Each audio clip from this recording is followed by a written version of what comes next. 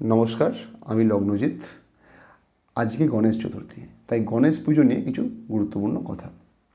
সবার প্রথম কথা, গণেশ মূর্তি আমরা কিন্তু বাড়িতে এনে মাটিতে কখনোই রাখবো না, তাতে কিন্তু ওনার অনাদর হয়। দক্ষিণ দিকে মুখ করে কিন্তু আমরা গণেশজি কখনো রাখবো না, কারণ সেটা জমের দিক। একাধিক মূর্তি কিন্তু আমরা বাড়িতে স্থাপন করব না, কারণ তাতে পুজো ভাগ হয়ে যায়। ভাঙাচোরা কোনো মূর্তিও কিন্তু আমরা বাড়িতে রাখবো না, তাতে কিন্তু পুজো পুরোপুরি ঠিকঠাক হয় না। সবথেকে ভালো হচ্ছে কাঠের সিংহাসন। কাঠের সিংহাসনে যদি আপনি গণেশজিকে প্রতিষ্ঠা করতে পারেন, সেটা সবথেকে ভালো হবে।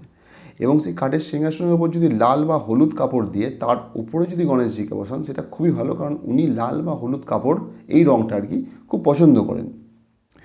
মূর্তির মুখ সবসময় আমরা ঘরের উত্তর দিকে বা উত্তর পূর্ব কোণের দিকে রাখবো, তাতে কিন্তু বাড়ির বাস্তুদোষ কেটে যাবে।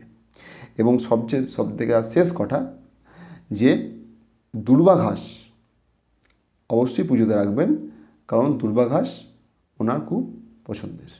নমস্কার, ভালো থাকবেন।